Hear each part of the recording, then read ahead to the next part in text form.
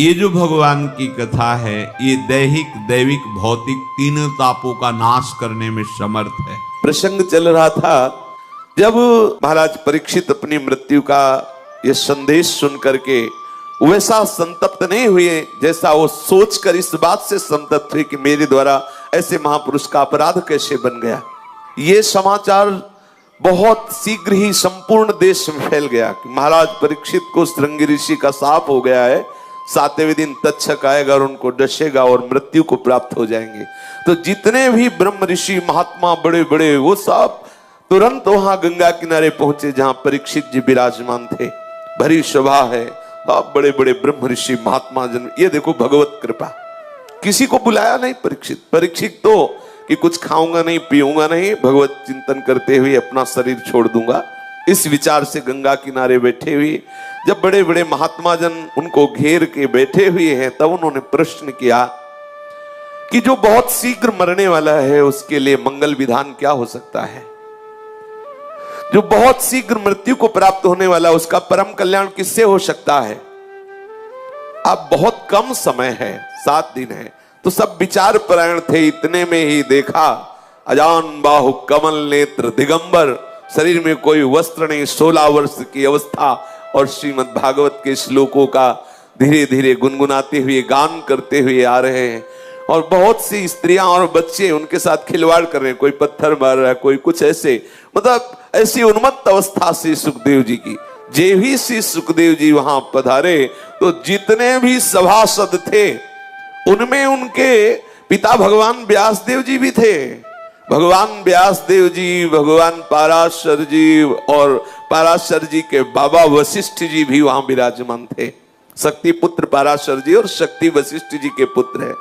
और देखो बाप बाबा पर बाबा सब खड़े हो गए। क्यों? क्योंकि ऐसी महामहिमामय स्थिति में श्री सुखदेव जी विराजमान, शरीर की शुद्ध नहीं, दिगंबर वेश, हर समय श्री कृष्णाकार वृत्ति, सब खड़े, पूरी सभा खड़ी हो गई, आदर हुआ। जब सब उनके जो उपहास करने वाले जन पीछे लगे हुए देखा कि तो ऐसी महिमा से युक्त थे, तो वापस चले गए।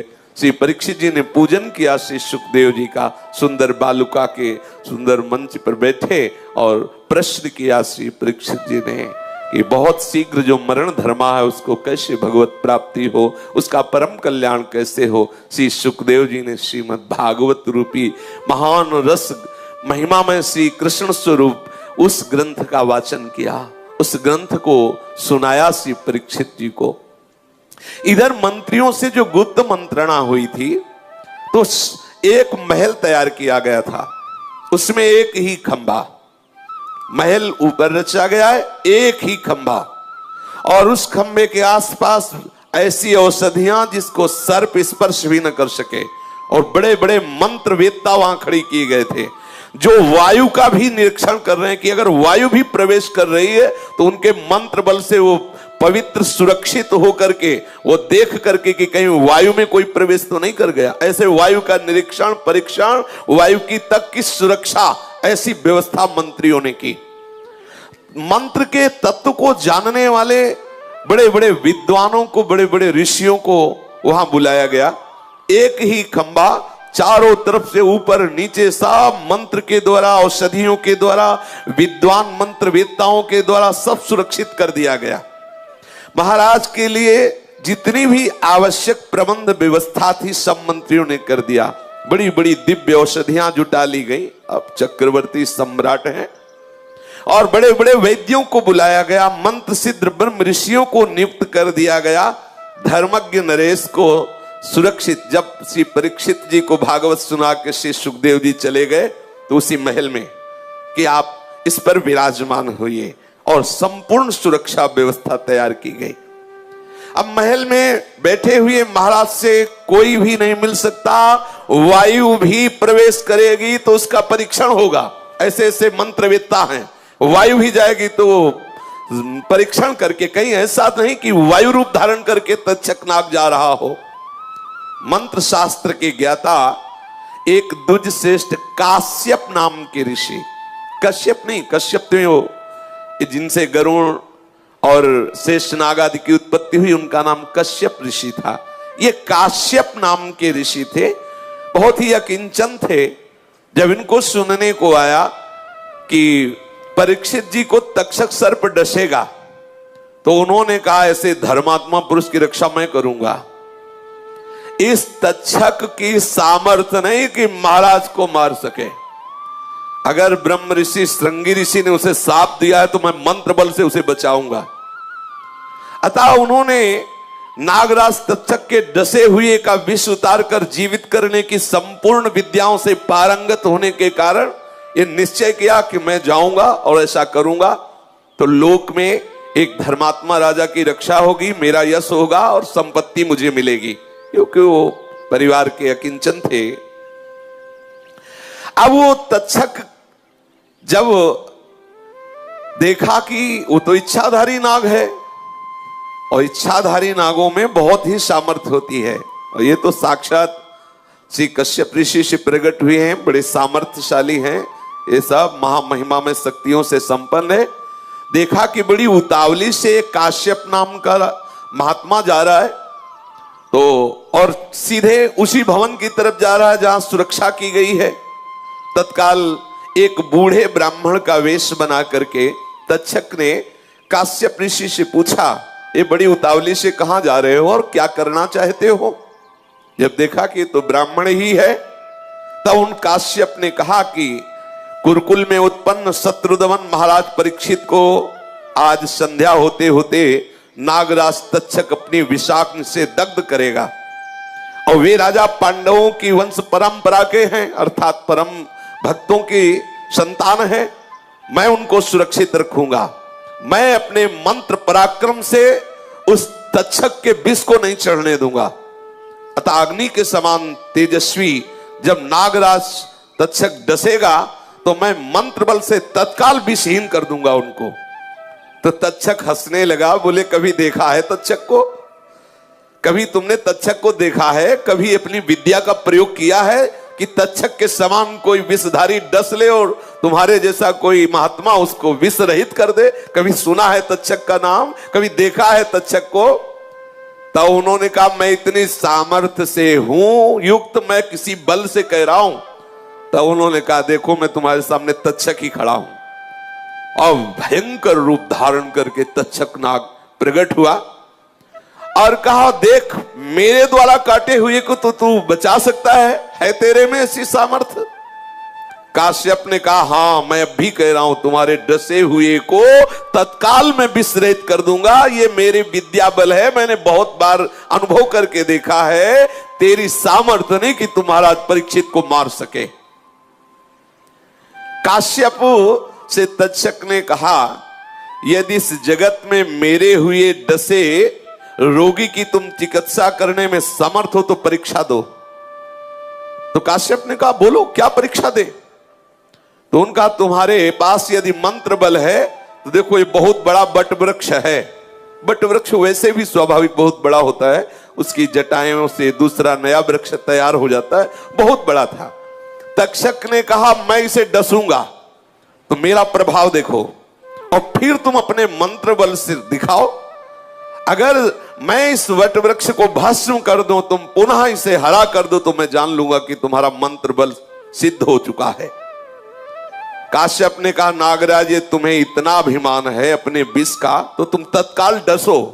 भुजंगम तुम्हारे डसे हुए इस वृक्ष को मैं इस स्थिति से भी ज्यादा हरा कर दूंगा, जैसी स्थिति है इससे भी अधिक हरा कर दूंगा।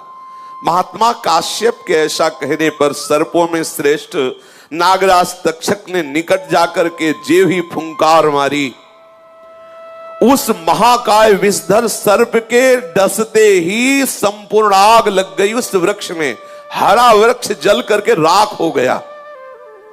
उस वृक्ष को जलाकर नागराज पुनः बोले अच्छा द्विज श्रेष्ठ अब तुम यत्न करो, दिखाओ अपनी विद्या का बल। नागराज के तेज से भस्म हुए इस वृक्ष की सारी राख को एकत्रित किया काश्यप जी ने और उन्होंने कहा कि देख भुजंगम मेरी विद्या का प्रभाव देख, इस वृक्ष को मैं कैसे इसका स्वरूप प्रदान करता हूं। और उन द्विज श्रेष्ठ मंत्रविद्ता काश्यप ने उस राख में ऐसे स्पर्श करके मंत्र पढ़ना शुरू किया तत्काल एक अंकुर निकला, 2 पत्ते निकले। देखते देखते वो पल्लव शाखा प्रशाखाओं से युक्त, वैसे ही जैसे बसंत ऋतु में एकदम नवीन कोपलों से युक्त हो जाता है, ऐसे पूरा महान बट वृक्ष ज्यों का त्यों ऐसे प्रकट हो गया। महात्मा कश्यप के जिलाए हुए इस वृक्ष को देखकर तक्षक ने हाथ जोड़ा और कहा, मान गया, मान गया। तुम्हारे जैसा मंत्र वेत्ता अद्भुत चमत्कारी कोई बिरला ही होता है। मेरे काटे हुए को तुम जिला दोगे, अब मुझे विश्वास हो गया। मेरे जैसे कोई भी भयानक विषधर की विष की वृत्ति को तुम हटा सकते हो, ऐसी विद्या तुम में है, मैं जान गया। लेकिन आप ये बताओ, जा क्यों रहे हो, क्या चाहते हो तुम? तो उन्होंने कहा कि मुझे राजा से कोई फल नहीं चाहना, बस ये है कि वो धर्मात्मा राजा है, उसका नाश ना हो। और जब राजा को मैं बचा दूंगा तो राजा है, अपने आप मुझे धन देगा, मुझे सम्मान मिलेगा, मेरी विद्या सफल हुई। तब उन्होंने कहा कि देखो, एक ब्रह्म ऋषि का उसको साप है, श्री परीक्षित जी को, उनकी आयु समाप्त हो चुकी है। ऐसी दिशा में जब वहां तुम जाओगे, जिलाने की चेष्टा करोगे, तो उस ब्रह्म ऋषि का साप तुम काट सको, ऐसी तुम में सामर्थ्य नहीं है, क्यों उपहास करवाओगे? और यदि तुम्हें धन ही चाहिए तो बोलो कितना धन चाहिए, मैं दूंगा। ये अपराध इनसे बन रहा है, तक्षक से। इसी अपराध के कारण सर्वपृष्टि यज्ञ में बड़े बड़े जो ब्रह्म ऋषि हैं वो राजी हो गए। आगे प्रसंग आएगा। यह अपराध है, तुम्हें अपना काम करना है, तुम्हें बीच में रोकने का नहीं बनता। इन्होंने कहा तुम्हें वहां नहीं जाना, तुम्हें जो चाहिए वो मैं दूंगा, तुम वापस चले जाओ। तक्षक की बात सुनकर परम बुद्धिमान महातेजस्वी विप्रवर कश्यप ने राजा परीक्षित के विषय में ध्यान लगा करके देखा। तेजस्वी कश्यप दिव्य ज्ञान से संपन्न थे। उस समय उन्होंने जान लिया कि पांडववंशी राजा परीक्षित की वास्तविक आयु समाप्त हो गई है। अतः वे मुनि श्रेष्ठ तक्षक की रुचि के अनुसार वो वहां से वापस होने के लिए राजी हो गए। तक्षक ने उनको बहुत सा धन, बहुत सी मणियां दी, एक से कीमती नागमणि होती है, उन्होंने दी। महात्मा कश्यप के रहते हुए तक्षक की दाल नहीं गलती और उसने उन्हें भेंट आदि देके, सम्मान करके, भय दिखा करके वो वापस कर दिया। अब तक्षक ने विचार किया कि संध्या का समय आ रहा है और मुझे कैसे परीक्षित को डसना चाहिए, वहां तो बहुत बड़ी व्यवस्था है। तो देखा कि ब्राह्मण लोग कुछ भेंट लेकर के, फल है, पुष्प है, राजा के दर्शन करने जा रहे हैं। ब्राह्मणों को रोका नहीं जाता था। ब्राह्मणों की किसी भी तरह से कोई वहां ये कि भाई उनको चेक किया जाए कि क्या लिए जा रहे हैं, क्या, ऐसा सम्मान होता था ब्रह्म ऋषियों का कि उनको किसी तरह से रोका नहीं जाता था। तो देखा कि ब्राह्मण फल और पुष्प लिए हुए जा रहे हैं, कोई दर्भ ले जा रहा है, कोई फल ले जा रहा है। तो उन्होंने एक ब्राह्मण जो फल लिए जा रहा था, बहुत सूक्ष्म रूप धारण किया। इच्छाधारी नाग है ना, तो बहुत सूक्ष्म रूप धारण किया और फल में बैठ गए चुपचाप, ऐसे बिल्कुल सूक्ष्म, जो सूक्ष्मदर्शी से भी नहीं देखा जा सकता, ऐसा रूप रख के बैठ। अब ब्राह्मण लोग कोई कुश, कोई जल, कोई फल लेकर के परीक्षित के दर्शन करने के लिए गए और उनके सामने फल पुष्प आदि समर्पित किया। परीक्षित ने तपस्वी ब्राह्मणों को प्रणाम किया। ब्राह्मण वहां से चले गए। तपस्वी ब्राह्मण के द्वारा लाए हुए स्वादिष्ट फलों को कई दिन से भूखे हैं। जिस दिन से वो ये बात सुनी थी कि तुम्हें 7वें दिन सर्प डसेगा, उस दिन से कुछ खाया पिया नहीं था। देखो, सांप से प्रेरित होकर आज बुद्धि आई, वही फल उनको अच्छा लगने लगा और बोले हमारा मन कह रहा है कि ये फल मैं खा लूं। उसी फल को हाथ में उठाया जिसमें तक्षक सूक्ष्म रूप धारण किए हुए था और बड़े बड़े विद्वान ब्राह्मण मंत्री सब उनको घेरे हुए हैं। तो महर्षि के साप से प्रेरित होकर वही फल उठाया जिसमें तक्षक नाग बैठा हुआ था और हाथ में जब फल आया तो देखा कि बहुत छोटा सा कीट धीरे धीरे वो बढ़ रहा है। उसकी आंखें काली, शरीर का रंग तांबे के समान है। उस छोटे से एकदम कीड़े को हाथ में लिया, वो बिल्कुल दिखाई नहीं दे रहा था पर धीरे धीरे दिखाई देने लगा। धीरे धीरे पकड़ में आया, हाथ में लिया और देखा सूर्य अस्ताचल को जा रहा है। तो देखो इस समय भी परीक्षित को एक दुख हुआ कि मेरे द्वारा अपराध होने पर श्रृंगी ऋषि ने शाप दिया था कि 7वें दिन तुम्हें तक्षक डसेगा। हे भगवान, ऋषि की बात झूठी न हो। संध्या का समय हो रहा है, यदि तक्षक मुझे डसेगा नहीं तो एक ब्रह्म ऋषि की बात झूठी हो जाएगी। बड़े बड़े मंत्रवेत्ता, औषधि आदि ये सब लगी हुई है, यहां तक्षक कैसे प्रवेश करेगा। भगवान ऐसी कृपा करो कि ये कीड़ा ही तक्षक बन जाए और मुझे डस ले, जिससे ऋषि की बात सत्य हो जाए। देखो ये धर्मात्मा पुरुष का हृदय होता है। और होता तो प्रसन्न होता कि बच गए, अब संध्या, अभी सूर्य अस्ताचल को चले जाएंगे, सांप से हम रहित हो जाएंगे। लेकिन ऐसा उस कीड़े को देख करके उनके मन में ये भाव आया कि यही तक्षक बन जाए और बन करके मुझे डस ले, जिससे उन ऋषि की बात पूरी हो जाए। ये उनका सोचना हुआ कि विशाल तक्षक, नाग वही तक्षक ही था, विशाल रूप धारण करके परीक्षित को एक क्षण में अपने पास में जकड़ लिया और जकड़ करके वेग पूर्वक फुंकार की। परीक्षित के शरीर में आग पैदा हो गई। ऐसा भयंकर विषधारी था। परीक्षित को तक्षक नाग से जकड़ा देखकर सब मंत्री, विद्वान, मंत्रवेत्ता भाग खड़े हुए। किसी की सामर्थ्य नहीं वह मंत्र बोल सके, कोई साधारण सांप थोड़ी है। सब भाग खड़े हुए, सब चिल्लाने लगे, विषाद छा गया। तक्षक ने एक फुंकार मारी, पूरा महल आग से युक्त हो गया, आग ही आग पूरे महल में। और देखा लाल कमल की सी कांति वाला वो अद्भुत नाग आकाश में सिंदूर की रेखा खींचता हुआ अंतर्धान हो गया। नागों में श्रेष्ठ तक्षक तो वहां राजा परीक्षित को डस करके चला। संपूर्ण महल धू धू करके जलने लगा। राजमहल सर्प की विष जनित अग्नि से आवृत होकर धू धू जल रहा है।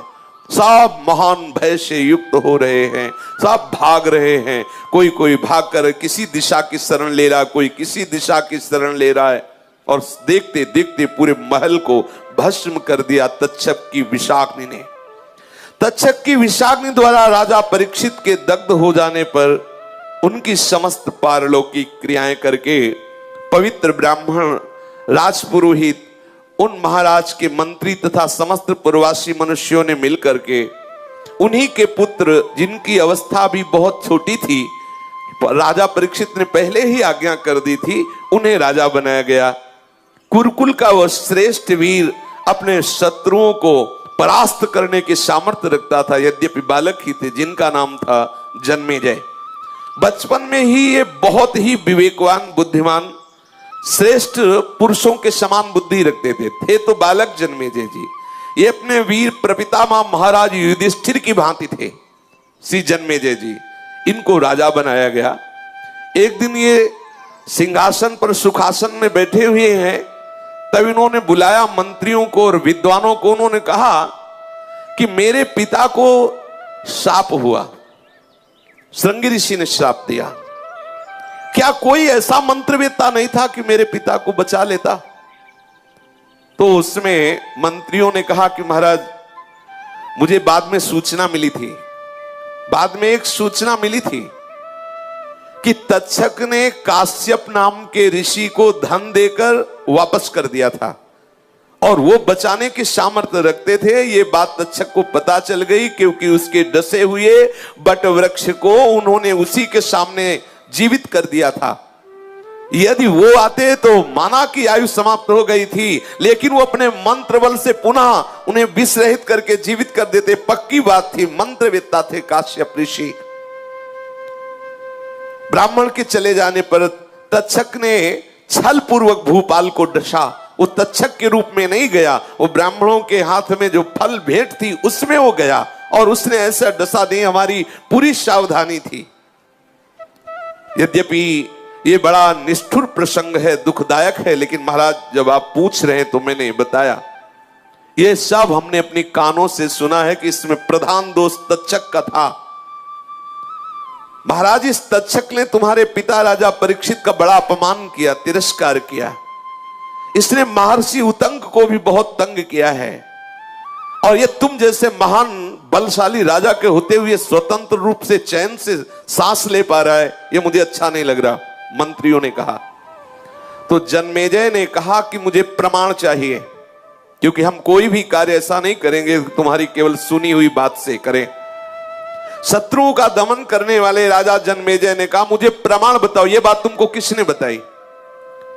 जब केवल तक्षक था, काश्यप ब्राह्मण थे, तक्षक ने वटवृक्ष को डसा, वो राख हो गया, काश्यप ने उसे पुनः जीवित कर दिया। ये दृश्य तीसरे ने कौन से देखा?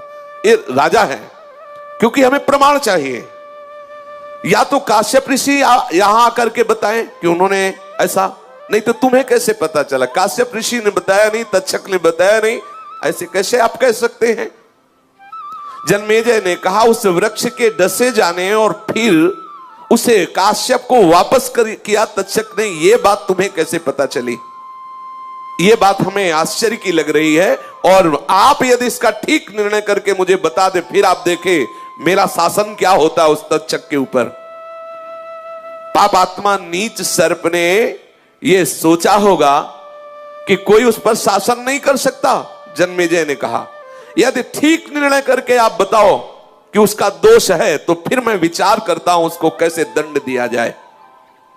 मैं प्रयत्न पूर्वक ऐसा उपाय करूंगा जिससे तक्षक को दंड दिया जा सके। मंत्री बोले, विप्रवर, काश्यप और नागराज तक्षक का मार्ग में एक दूसरे के साथ जो समागम हुआ था, उसका समाचार मुझे खास व्यक्ति ने दिया। कौन सा खास व्यक्ति उस समय था? तो बोले, महाराज, ना ये बात तक्षक को पता थी, ना ये बात काश्यप को पता थी। उस वट वृक्ष में एक लकड़हारा लकड़ी काटने के लिए चढ़ा हुआ था, और उस वट वृक्ष में वो चुपचाप इन दोनों की बात सुन रहा था। इतने में तक्षक ने डसा तो उस वृक्ष के साथ वो भी भस्म हो गया, और काश्यप ने जब अपने मंत्र बल से उसे जीवित किया तो लकड़हारा भी जीवित हो गया। और वो सीधे लकड़हारा ने आके मुझे बात बताई, जिसके ऊपर बीती थी, और ये बात कोई जानता नहीं था। वो सीधे आकर मुझे मंत्री की बात सुनकर जन्मेजय दुख से आतुर संतप्त हो उठे और कुपित होकर हाथ मलने लगे, लंबी लंबी सांस छोड़ने लगे। कमल के समान नेत्र वाले राजा जन्मेजय नेत्रों में आंसू बहाते हुए कहने लगे कि हाय, अगर तक्षक उन काश्यप ऋषि को वापस ना करता तो मेरे पिता आज विराजमान होते, और ऐसे धर्मात्मा महाभागवत पिता के होते हुए मुझे कितना सुख मिलता। लेकिन आज मैं पिता रहित हो गया इस तक्षक की दुष्टता के कारण। 2 घड़ी तक वो चुपचाप निश्चय करने लगे कि क्या किया जा सकता है जिससे हम तक्षक को दंड दें। दुख शोक और अमर्ष में डूबे हुए नरेश ने ना थमने वाले आंसुओं की अवच्छिन्न धारा बहाते हुए विधि पूर्वक जल से हाथ धोए, आचमन किया और ध्यानस्थ हुए। देखो, यद्यपि राजा है, लेकिन कैसी पवित्रता है, कैसे शास्त्र विधान है।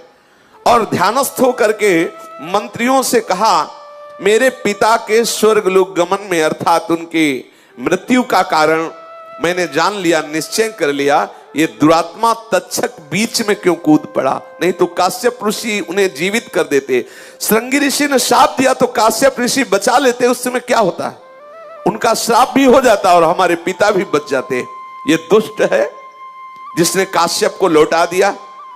अब मैं निश्चय करता हूं इसको दंड देने का। जो कहीं परास्त नहीं होते, ऐसे मेरे पिता को जीवित करने की इच्छा वाले काश्यप को वापस करने का अपराध बन गया इसका। क्योंकि राजा है, बिना प्रमाण के आप दंड किसी को नहीं दे सकते। इसलिए उन्होंने घोषित किया, यह अपराध है तक्षक का, उस दुरात्मा तक्षक का अपराध सिद्ध हो गया, इसलिए इसे मैं अवश्य दंड दूंगा। राजा जन्मेजय अपने मंत्रियों से ऐसी बात कर रहे थे। इतने में बड़े बड़े विद्वान जो ऋषि जन भी सभा में बैठे थे, उनको संबोधन करते हुए राजा ने कहा, क्या सर्पेष्टि यज्ञ हो सकती है? जिस सर्प को मंत्र बल से बुलाया जाए और वो अग्नि में आकर के आहुति में स्वाहा हो जाए, ऐसा हो सकता है? उनका पक्का हो सकता है। तो उनका मैं प्रतिज्ञा लेता हूं, मैं सर्पेष्टि यज्ञ में भस्म करूंगा इन सर्पों को जो क्रूर स्वभाव वाले, दूसरों का अहित करने वाले हैं। संपूर्ण वसुधा के स्वामी भरत वंशियों में श्रेष्ठ परीक्षित कुमार राजा जन्मेजय ने उस समय पुरोहित और ऋतुजों को बुला करके साध्य अपने जो संकल्प किया कि सर्पेष्टि यज्ञ हो, उसको सिद्ध करने के लिए विचार शुरू किया। ब्राह्मणों, ब्रह्म ऋषियों, जिस दुरात्मा तक्षक ने मेरे पिता की हत्या की है, मैं अब उसका नाश करूंगा।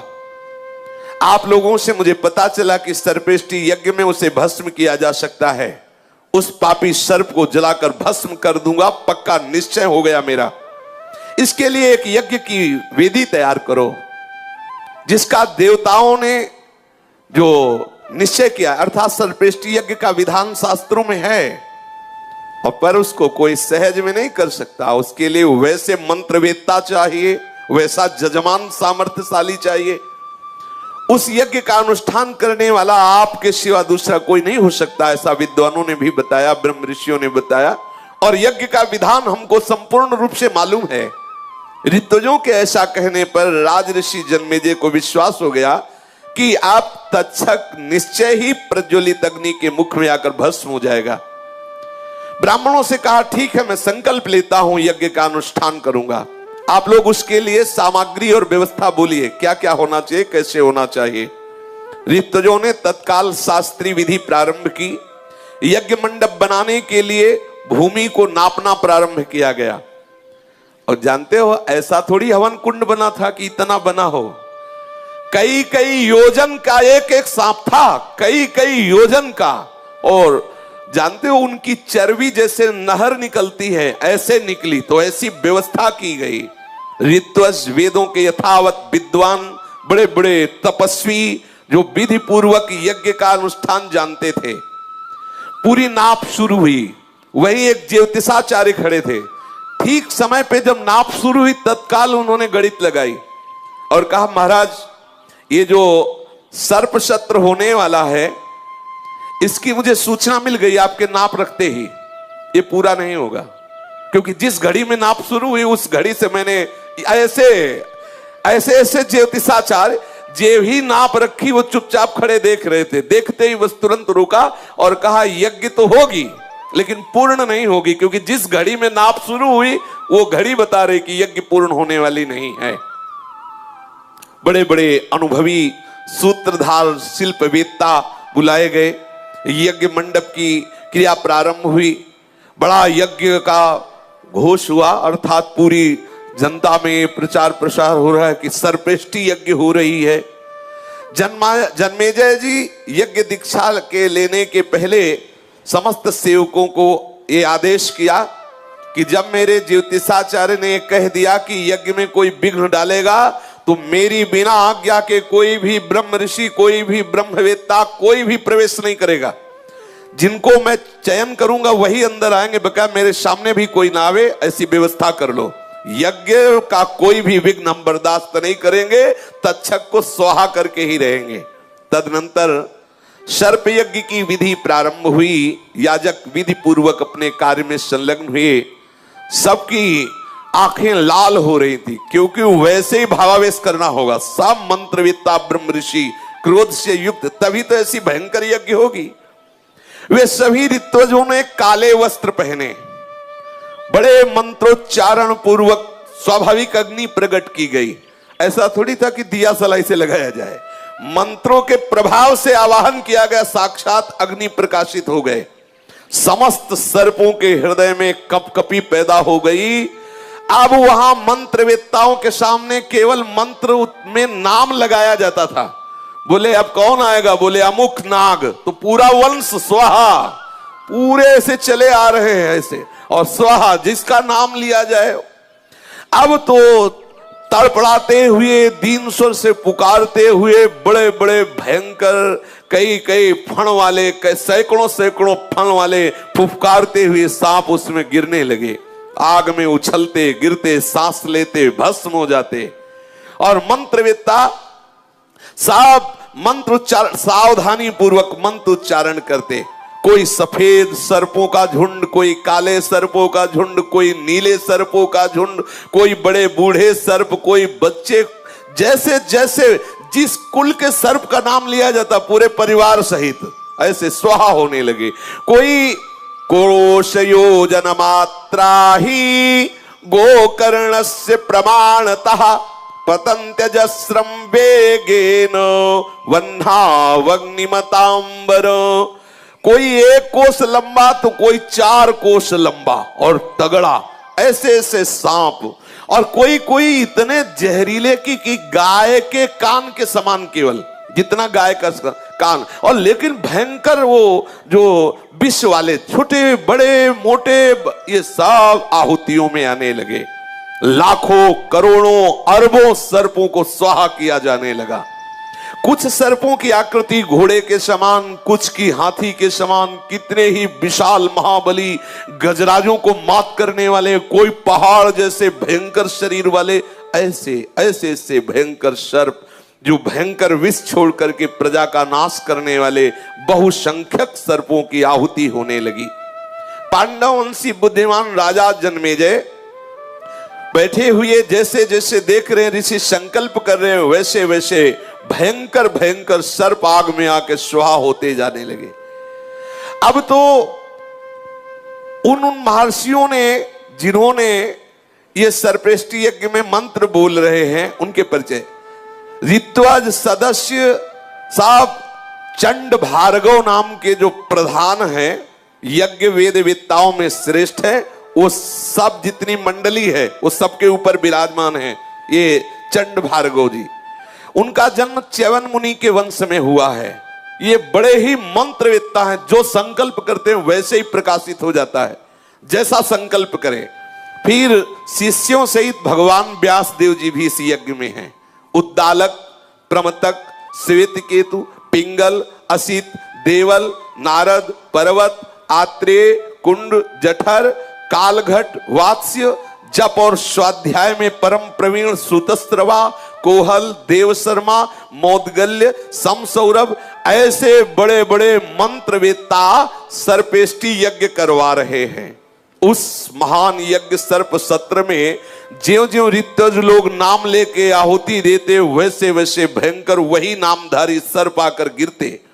नागों की चर्बी और मेद से बड़े बड़े नाले निकल पड़े, पर आहुति पे आहुति दिए जा रहे हैं। अब जो आग में पड़ता वो तत्काल भस्म हो जाता, क्योंकि वो कोई आग प्राकृतिक नहीं थी, साक्षात अग्निदेव को आवाहन करके इतने बड़े बड़े ब्रह्म ऋषि बुलाए गए थे। जोर जोर से केवल चीत्कार सुनाई दे रही थी। तक्षक ने जब सुना कि जन्मेजय मेरे लिए सर्पेष्टि यज्ञ कर रहे हैं, सुनते ही वो भागा और देवराज इंद्र के पास गया। इंद्र से कहा मुझे शरण में रख लो, नहीं तो मुझे को भी सर्पेष्टि यज्ञ में भस्म कर दिया जाएगा। यद्यपि मेरा कोई अपराध नहीं है, पर उन्होंने अपराध मान लिया है। मैं तो सांप से प्रेरित था, अब मुझे कोई बचा नहीं सकता, आप मुझे बचा लो। त्रिभुवनपति देवराज इंद्र की जाकर तक्षक ने शरण ली। इंद्र ने कहा देखो मेरी शरण में आ गए हो, तुम चिंता मत करो, आप किसी की सामर्थ्य नहीं है, क्योंकि जब तुम मेरी शरण में आ गए मैं देवराज इंद्र तुम्हें बचा लूंगा।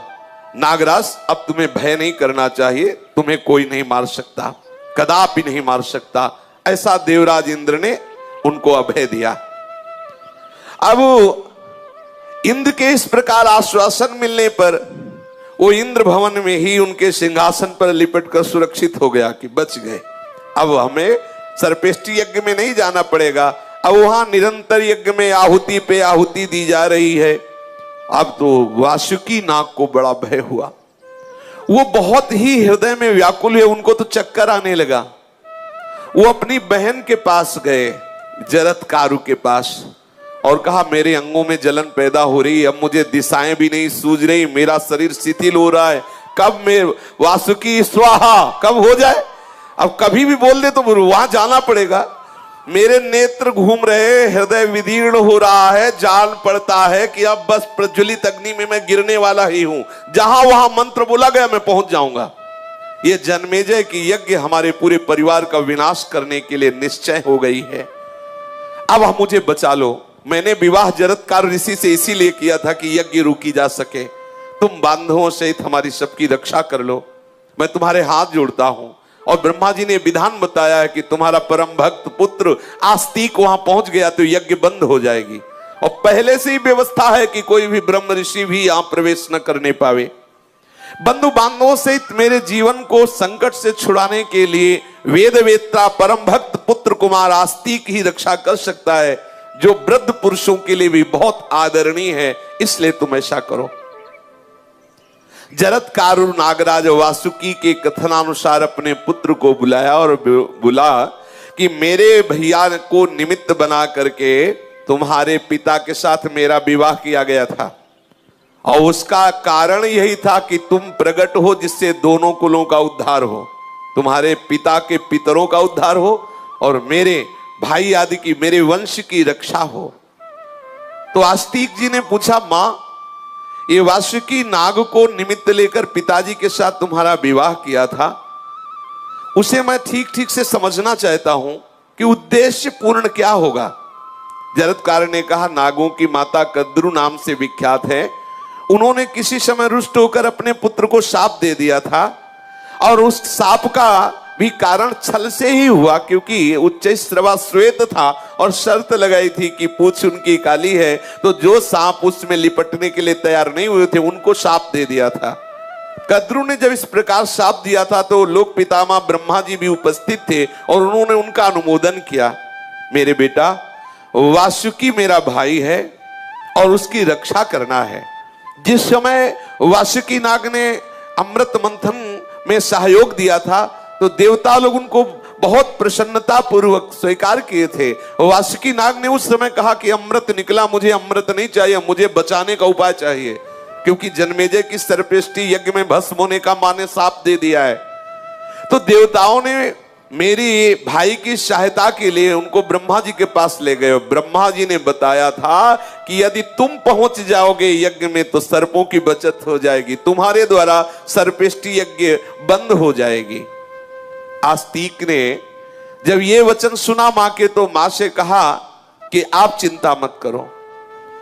आस्तिक ने कहा कि माता, तुम चिंता मत करो, मैं तुम्हारा कार्य सफल करने के लिए अवश्य जाऊंगा।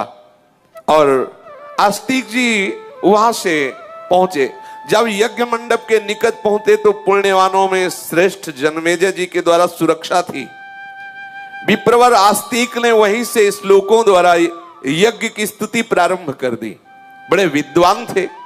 यज्ञ की स्तुति, अग्निदेव की स्तुति और जन्मेजय की स्तुति, तीनों की, यज्ञ की स्तुति, अग्निदेव की स्तुति और जन्मेजय की, और ऋत्वज सदस्यों की। तो सबका ध्यान उधर आया।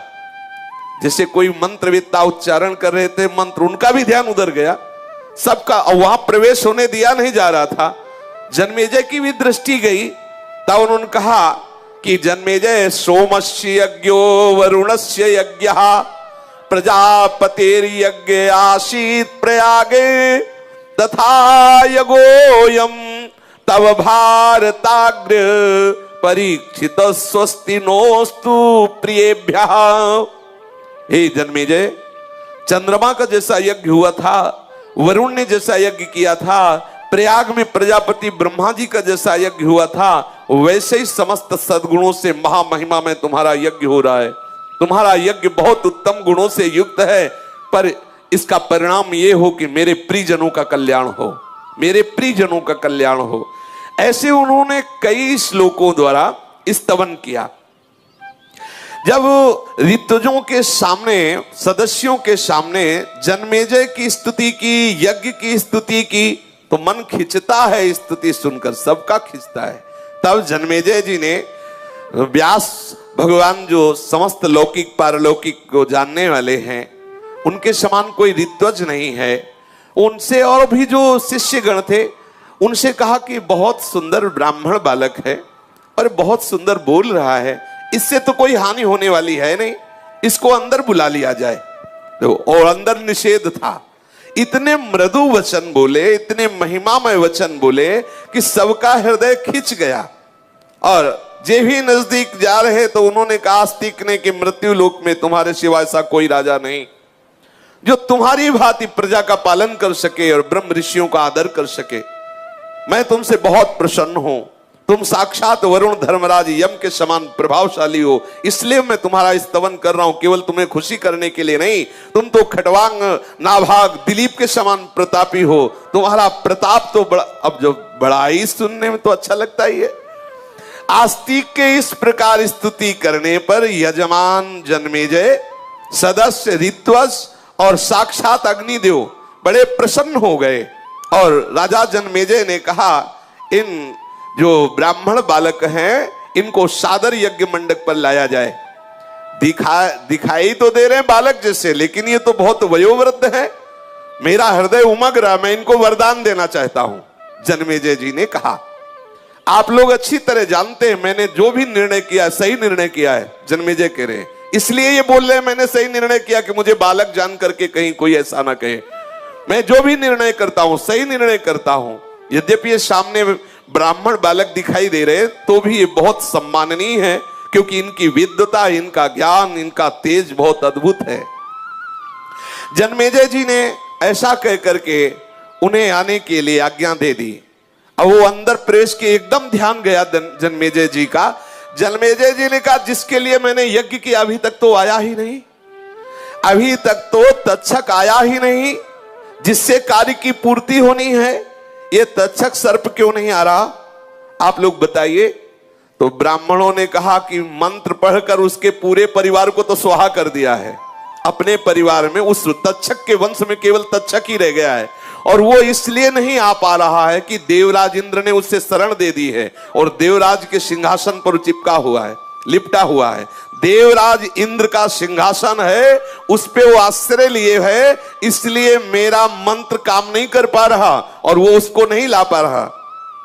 हमारे शास्त्र जैसा कहते हैं और अग्निदेव जैसा बता रहे हैं, सूचना प्रधानमंत्री अग्निदेव हैं, सूचना बता रहे हैं कि इसीलिए मैं उसको भस्म नहीं कर पा रहा तक्षक को। मंत्र भी बोल रहा हूं लेकिन वो देवराज इंद्र के भवन में सुरक्षित है।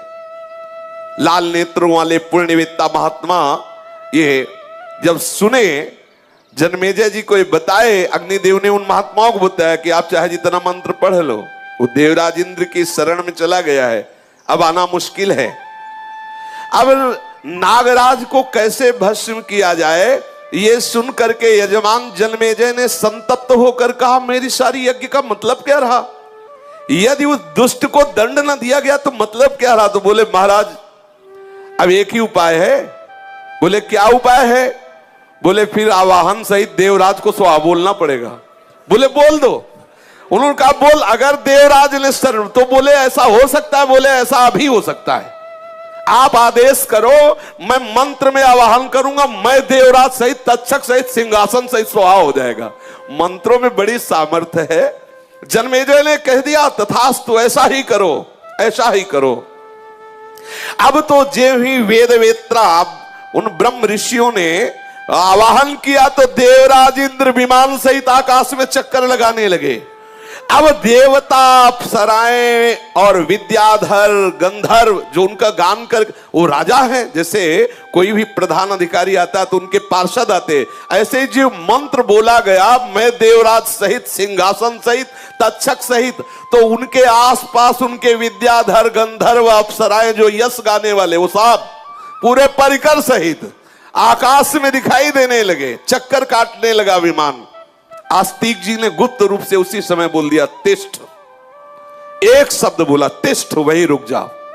ये ब्रह्मवेत्ता बड़े बड़े ऋषि आवाहन किए तो सामने या सबको दिखाई देने लगा सिंहासन, देवराज इंद्र, तक्षक, पूरा परिकर। देखो मंत्र में कितनी सामर्थ्य है। इसीलिए भगवान नाम और मंत्र से हरि अधील हो जाते हैं। हरि अधील, ये जो मंत्र है कोई साधारण बात थोड़ी, भगवान को अधीन। यदि भगवान ने माया भेजी है जीव को अधीन करने के लिए तो मंत्र भेजा है अपने को अधीन बनाने के लिए। निरंतर मंत्र जपो तो हरि भी अधीन हो जाएगा। देखो मंत्र की सामर्थ्य। अब तक्षक नाग जो है सिंहासन छोड़कर उत्तरी वस्त्र में लिपट गया इंद्र के, कि अगर स्वाहा होंगे तो देवराज सहित होंगे। हाँ, अब तक्षक को बेचैनी बढ़ने लगी। जन्मेजय तक्षक का नाश चाहते थे। कुपित होकर मंत्रवेत्ता ब्राह्मणों से बोले, ब्राह्मण यदि ये तक्षक नाग को इंद्र ने स्वयं छुपा लिया है तो छोड़ो सिंहासन और अप्सरा, इन सबको सीधे इंद्र और तक्षक दोनों का संकल्प करो। अब आप सोचो कितना बल है मंत्र में, उन्हीं के मंत्र हैं। और देवराज इंद्र को स्वाहा, तो पता चला देवराज इंद्र को अग्नि को जलाना पड़ेगा। यद्यपि अग्नि देवराज इंद्र के अधीन है, पर मंत्र की सामर्थ्य देखो, बड़ी महिमा है मंत्र की। जन्मेजय द्वारा इस प्रकार तक्षक की आहुति के लिए प्रेरित हो जे भी किया गया तो होता ने संकल्प किया। जे भी संकल्प करके आवाहन करके आहुति डालते हुए रोक दिया। आस्तिक ने वहीं ये बात सबको पता नहीं चली। तुरंत ऐसे भजनानंदी, ऐसे मंत्रवेत्ता महात्मा अस्तिक है, बस इतना बोला, तिष्ठ, वही रुक जाओ। इनके मंत्र का आकर्षण नहीं आकर्षण कर पाए, वही चक्कर काटने लगे। अब इंद्र तो छोड़ के भागे तक्षक को, वही छोड़ा, तक्षक सिंहासन में लिपटा, फिर भाग गए इंद्र। इंद्र सोचे कि अब तो हमको भी स्वाहा कर दिया, इंद्र तो छोड़ करके भाग गए। यज्ञ कर्म विधि विधान पूर्वक संपन्न हो रहा है। आस्तिक ने कहा कि देखो जन्मेजय जी से कहा कि आपने कहा है कि आपको मैं वरदान दूंगा, आप मुझे वरदान दीजिए। बोले पहले ये आहुति आ जाने दीजिए। बोले नहीं, आपने कहा वरदान दीजिए, तो पहले आप अपने वचन की पूर्ति करो। जन्मेजय ने कहा ब्राह्मण बालक, तुम अप्रमेय हो, तुम्हारी प्रतिभा की कोई सीमा मैं नहीं पा रहा हूं। तुम्हारे मन में क्या अभीष्ट कामना है, बोलो, जो बोलोगे मैं अभी तुम्हें अवश्य दूंगा, बोलो। ऋत्विज बोले राजन, ये तक्षक नाग शीघ्र ही बस में हो चुका है मंत्र के, पर नीचे नहीं गिर रहा है। देखो ये भयानक आवाज कर रहा है, चिल्ला रहा है, आपको सुनाई दे रही इसकी आवाज। इंद्र तत्काल छोड़ करके भाग गया है। अब ये विशाल शरीर वाला भयंकर विश्व वाला तक्षक नाग चीख रहा है, मेरा मंत्र मुझसे आकर्षण कर रहा है उसे, पर ये आकाश से नीचे नहीं आ रहा है, क्योंकि महाराज आस्तिक ने रोक दिया, तिष्ठ, वहीं रुक जा। अब मैं और मंत्रों का प्रयोग करता हूं जिससे लंबी सांस छोड़ता हुआ अग्नि कुंड में आने ही वाला है। नागराज तक्षक कुछ ही क्षणों में ज्वाला में गिरने वाला है। तब आस्तिक ने सोचा इन ब्रह्मवेत्ताओं के मंत्रों में तो सामर्थ्य है ही, मैं कितनी बार तिष्ठ तिष्ठ कहूंगा, वो आखिरकार कहीं आ ही ले जाए। तो उन्होंने राजा से कहा कि पहले आप वर दीजिए, अब आगे हम यज्ञ नहीं होने देंगे, पहले वर दीजिए आप मुझे। यदि तुम मुझे वर देना चाहते हैं तो मुझे वर दीजिए। तब उन्होंने जन्मेजय ने कहा बोलिए आपकी क्या इच्छा है। बोले ये आहुति सहित मुझे यज्ञ दे दीजिए, जो आप सर्पेष्टि यज्ञ कर रहे हैं, ये आहुति जो आपने संकल्प किया ये मुझे दे दी, इसके अधिकारी मैं हूं। अगर मैं चाहूं तो स्वाहा बोलूं, मैं चाहूं तो ना बोलूं, और इसके बाद यज्ञ बंद हो जानी चाहिए। आस्तिक के ऐसा कहने पर परीक्षित जी के कुमार जो जन्मेजय जी हैं, ये बड़े खिन्न चित्त हो गए। बोले विप्रवर, आप जितना सोना चांदी गौ राज्य सिंहासन जो चाहे मांग ले, मैं दे दूंगा, ये मत मांगे, इसके लिए तो हमने इतनी भयंकर यज्ञ की है। उन्होंने कहा आप मुंह मांगा देने वालों में श्रेष्ठ हैं, मुझे तुम्हारा सोना चांदी गौएं ये सब नहीं चाहिए, मुझे अपने माता के कुल की रक्षा चाहिए, मातृ कुल की रक्षा के लिए मैं ऐसा कह रहा हूं। इसी आहुति से पूरा अधिकार मेरा यज्ञ में है, ये आहुति प्रदान कर दीजिए, अर्थात यज्ञ बंद, मेरी इच्छा के अनुसार ऐसा होगा। आस्तिक के ऐसा कहने पर वक्ताओं में श्रेष्ठ जन्मेजय ने बार बार अनुरोध किया कि हे कल्याण श्रेष्ठ, तुम कोई दूसरा वर मांग लो। आस्तिक ने दूसरा वर नहीं मांगा। संपूर्ण देवता, सभासद, भगवान व्यास देव जी और भी बड़े बड़े ऋषियों ने कहा कि जन्मेजय जी आपने वरदान देने को कहा, इन्होंने मांगा, अब आपको देना ही पड़ेगा, यज्ञ का नियम भी ऐसा है। वही उन्होंने यज्ञ को संपन्न कर दिया और तक्षक की रक्षा हो गई। आगे सर्पेष्टि यज्ञ बंद हुई, वासुकी नाग के वंश को सुरक्षित हो गए। ये आस्तिक ऋषि, और आस्तिक ऋषि भगवत भजन के प्रभाव से जो जरत्कारु के पूर्वज थे उनको परम पद में आरूढ़ किया।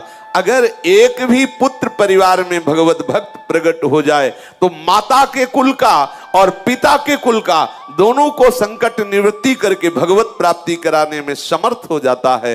इसलिए आकांक्षा करे कि हमारा चित्त सदैव भगवत चरणारविंद में युक्त हो जाए, इसी से हमारी सबकी सेवा बन जाएगी।